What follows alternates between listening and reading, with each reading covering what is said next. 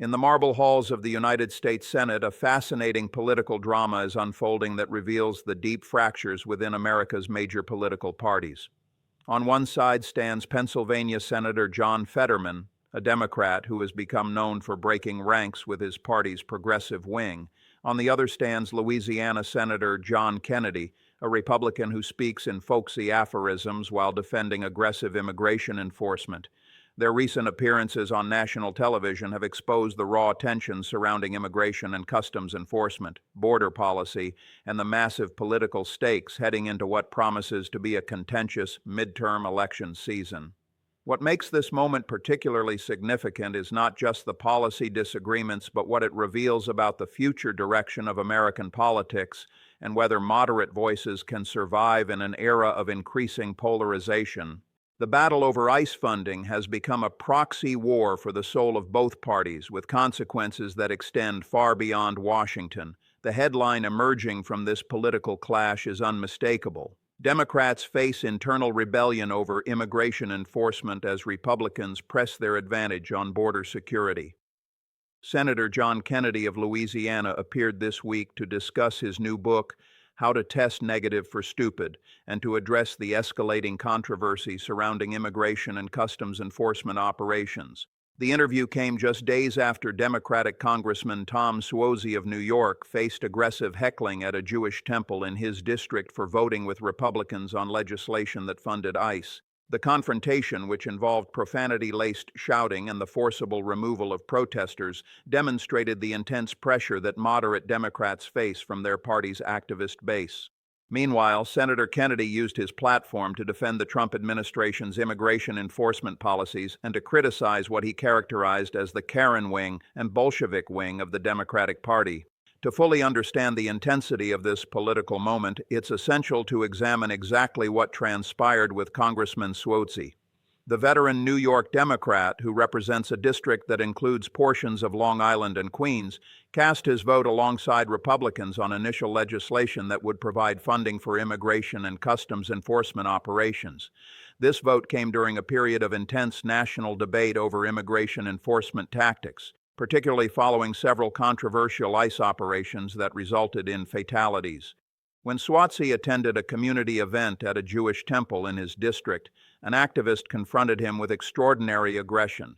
The heckler shouted that 9 people had been killed by ICE during the previous week and accused the congregation of complicity by removing the protester while they attempted to read the names of the deceased.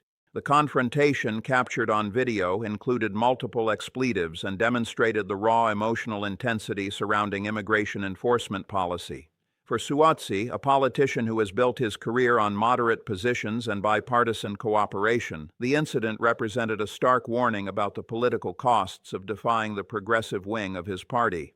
Senator Kennedy seized upon this incident as evidence of what he characterized as Democratic Party dysfunction.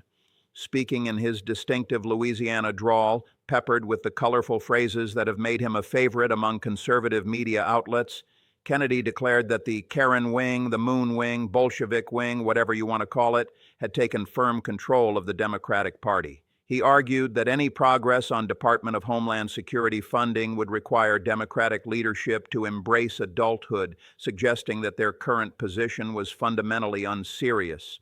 Kennedy's critique extended beyond mere policy disagreement, touching on what he views as a broader pattern of progressive Democrats advocating for positions that he considers dangerous to public safety. He drew explicit parallels to earlier progressive movements to defund the police, noting that those efforts had largely failed and arguing that the current push to defund or severely restrict ICE represented a similar mistake.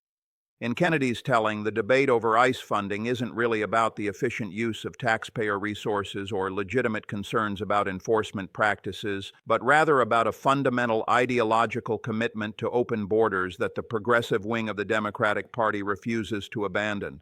The political landscape that produced this confrontation has been developing for several years, and understanding its historical context is crucial to grasping its significance. The modern debate over immigration enforcement can be traced back to the final years of the Obama administration, when activists began organizing more aggressively against deportations and immigration detention.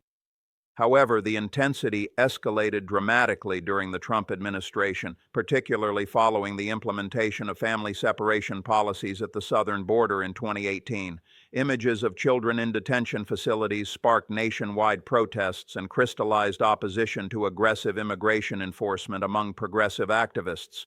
When Democrats retook control of the House of Representatives in 2019, newly elected progressive members like Representatives Alexandria Ocasio-Cortez of New York and Ilhan Omar of Minnesota pushed for the abolition of ICE entirely, arguing that the agency was fundamentally irredeemable and needed to be replaced with a new immigration enforcement structure. This position never gained majority support within the Democratic caucus, but it established a new pole in the immigration debate and created intense pressure on moderate Democrats. The situation became even more complicated following the 2020 election. President Biden entered office promising a more humane approach to immigration enforcement while simultaneously attempting to demonstrate that Democrats could secure the border effectively. This balancing act proved extraordinarily difficult, and by 2023, immigration had once again become the top issue for many voters, particularly in swing states and districts. Republicans successfully portrayed Democrats as weak on border security, contributing to concerns that helped shape the political environment heading into the 2024 election. When Republicans regained unified control of government in 2025, they moved aggressively to expand immigration enforcement, appointing hardliners like Tom Homan to key positions overseeing deportation operations. This led to a dramatic increase in ICE operations, which in turn sparked the progressive backlash that Senator Kennedy referenced in his appearance. The current budget fight over DHS and ICE funding represents the convergence of all these historical forces, with both parties seeing it as a critical test of their ability to define the immigration debate heading into another election cycle. The key players in this political drama bring fascinating backgrounds and motivations to their positions. Senator John Kennedy, now serving his second term representing Louisiana, previously served as the state's treasurer and has cultivated a unique political persona that combines folksy humor with sharp conservative policy positions. Despite his Southern accent and country aphorisms, Kennedy holds degrees from Vanderbilt, the University of Virginia, and Oxford, making his simple country lawyer routine a carefully constructed political identity. He has become one of the Senate's most quotable members, with a talent for memorable one-liners that frequently go viral in conservative media. His new book represents an attempt to capitalize on that reputation while positioning himself as a leading voice for Republican positions on immigration, crime, and cultural issues. On the Democratic side, Senator John Fetterman of Pennsylvania represents a very different political archetype. Elected in 2022 after a difficult campaign that included a serious health crisis, Fetterman has surprised many observers by taking positions that diverge from progressive orthodoxy on issues like immigration enforcement, crime, and even some aspects of economic policy. Standing 6'8" and typically dressed in casual clothing that has been compared to comedian Adam Sandler's wardrobe choices, Fetterman presents an unconventional image for a United States senator. However, his willingness to buck his party on high-profile issues has earned him both criticism from progressives and grudging respect from Republicans like Kennedy, who praised him during the interview as someone who calls him like he sees him and doesn't much give a damn if somebody's upset with him. Fetterman's independence may be partially explained by his political situation in Pennsylvania, a swing state where Democrats must appeal to working-class voters who are often skeptical of progressive positions on immigration and crime. Congressman Tom Suozzi, who found himself at the center of the controversy after being heckled at the Temple, brings yet another perspective to the Democratic coalition's internal tensions. First elected to Congress in 2017 after serving as both a town supervisor and county executive, Suozzi has consistently positioned himself as a moderate Democrat focused on fiscal responsibility and pragmatic problem-solving. His district, which includes suburban and urban communities with diverse populations, requires careful political navigation. His vote to fund ICE reflected his calculation that moderate voters in his district support border enforcement, even as progressive activists view any support for ICE as complicity with what they characterize as human rights abuses. The implications of this political battle extend across multiple dimensions of American life. Politically, The divide within the Democratic Party over immigration enforcement represents perhaps the most significant challenge facing party leadership as they attempt to maintain their coalition heading into the midterm elections. Public polling has shown complex and sometimes contradictory attitudes among voters, with majorities supporting both border security and humane treatment of immigrants. This creates opportunities for both parties but also risks, depending on how they navigate the issue. For Democrats, the challenge is particularly acute because their coalition includes both progressive activists who view aggressive immigration enforcement as fundamentally unjust and moderate suburban voters who want assurance that the party takes border security seriously. The heckling of Congressman Suozzi suggests that progressive activists are unwilling to accept compromise on this issue, which could force moderate Democrats into increasingly difficult political positions. Economically, the immigration debate touches on fundamental questions about labor markets, wages, and economic growth. Senator Kennedy referenced the cost of living crisis that he believes should be Congress's primary focus, noting that American families are tired of having to sell blood plasma to go to the grocery store. While this colorful phrase was characteristically hyperbolic, it reflected real economic anxieties that polling suggests could damage Republicans in the midterm elections despite their advantages on immigration issues. The intersection of immigration policy and economic concerns creates complex political dynamics, as some voters believe that increased immigration suppresses wages while others recognize immigrants' contributions to economic growth and innovation. The debate over ICE funding thus cannot be separated from broader economic anxieties about housing costs, inflation, and middle-class financial security. From a legal perspective, the immigration enforcement debate raises significant constitutional questions about due process, equal protection, and the limits of executive authority. Senator Kennedy specifically referenced the Supreme Court case Terry v. Ohio and emphasized that immigration enforcement must comply with constitutional standards regarding reasonable suspicion and due process. Progressive critics of ICE argue that current enforcement practices systematically violate these standards, pointing to cases where American citizens have been detained, families have been separated without adequate legal procedures, and individuals have been held in conditions that critics characterize as inhumane. These legal challenges will likely continue regardless of how the current budget fight is resolved, with federal courts serving as a crucial arena where the boundaries of immigration enforcement authority will be defined. The social and community impacts of aggressive immigration enforcement have been profound and highly visible.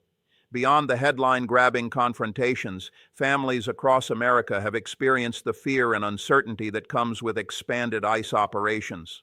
Communities with large immigrant populations have reported that residents are afraid to report crimes, send children to school, or access medical care due to fears of deportation.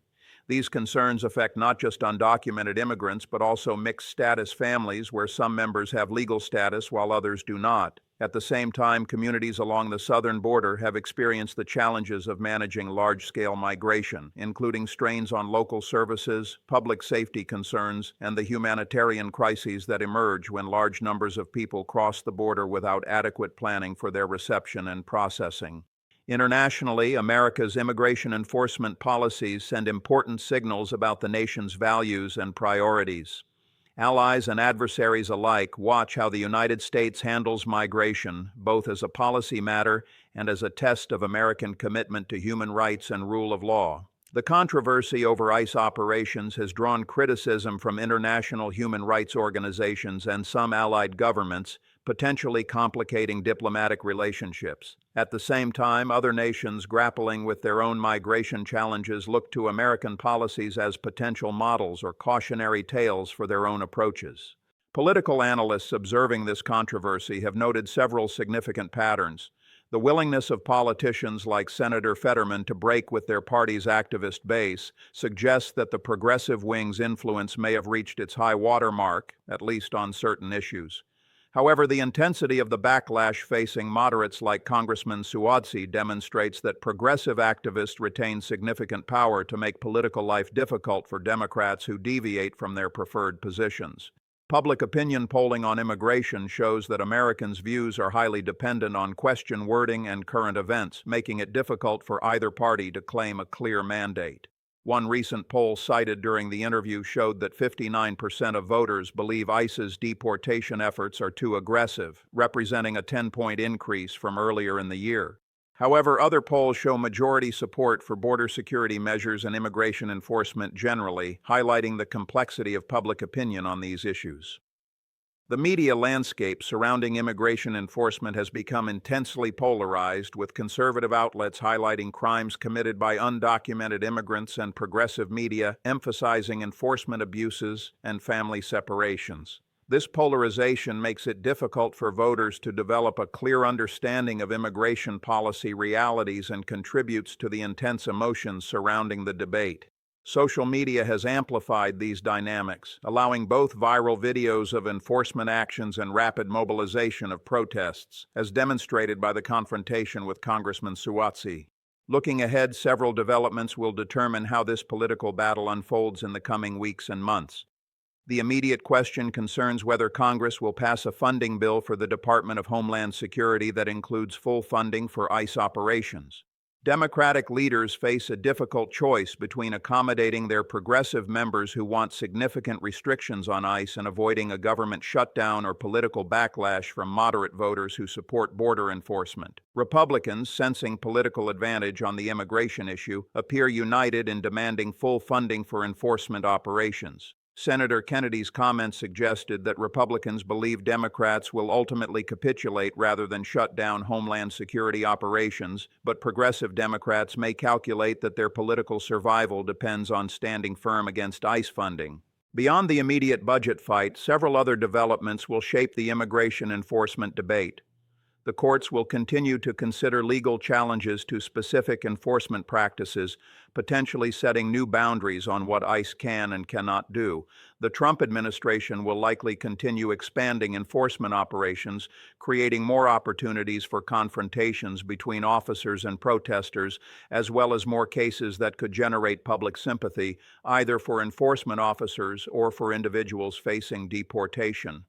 The midterm elections will serve as a referendum on these policies, with both parties attempting to convince voters that their approach strikes the right balance between security and humanity. Economic developments will also prove crucial to the political dynamics. Senator Kennedy emphasized repeatedly that cost of living concerns should be Congress's primary focus, and polling suggests that voters increasingly trust Democrats over Republicans on economic issues affecting the middle class. If economic anxieties intensify, immigration enforcement could become less central to voter decision-making, potentially benefiting Democrats. However, if Republicans successfully link immigration to economic concerns by arguing that border security is necessary for protecting American workers' wages and access to public services, they may be able to maintain their advantage on both issues simultaneously. The Federal Reserve's decisions on interest rates will affect housing costs and overall inflation, potentially determining whether economic issues help or hurt Republicans in the midterm elections. The personal political fortunes of the key figures in this drama also bear watching. Senator Kennedy has positioned himself as a leading Republican voice on immigration and a potential player in future presidential politics. Though at 73 years old, his window for higher office may be limited. His book tour and frequent media appearances suggest he is building a national brand that could lead to a cabinet position or other prominent role in Republican politics. Senator Fetterman's willingness to break with progressive orthodoxy has made him a fascinating figure whose political trajectory could influence how other Democrats calculate the risks and rewards of moderation. If Fetterman maintains strong approval ratings in Pennsylvania despite progressive criticism, other Democrats in swing states may feel emboldened to take similar positions. Conversely, if he faces a serious primary challenge or sees his support erode, it could deter moderation among Democratic politicians. Congressman Suozzi's experience being heckled at a community event has already become a cautionary tale for Democrats considering votes that might anger progressive activists, potentially influencing how members vote on future immigration-related legislation. In conclusion, the clash over immigration and customs enforcement funding that played out in this interview represents far more than a routine budget dispute. It crystallizes fundamental tensions about American identity, the rule of law, compassion for vulnerable people, and the political calculations that drive decision-making in a polarized era. Senator Kennedy's colorful denunciations of the Karen wing of the Democratic Party and his praise for Senator Fetterman's independence highlighted how immigration enforcement has scrambled traditional political alliances and created space for unusual partnerships. The heckling of Congressman Suozzi demonstrated the intense pressure that activists can bring to bear on politicians who deviate from preferred positions, while polling showing Republican vulnerabilities on economic issues revealed that no party has a permanent lock on voter support. As Congress continues debating Homeland Security funding, as ICE operations expand or contract based on political decisions, and as both parties prepare for crucial midterm elections, the questions raised in this interview will only become more urgent.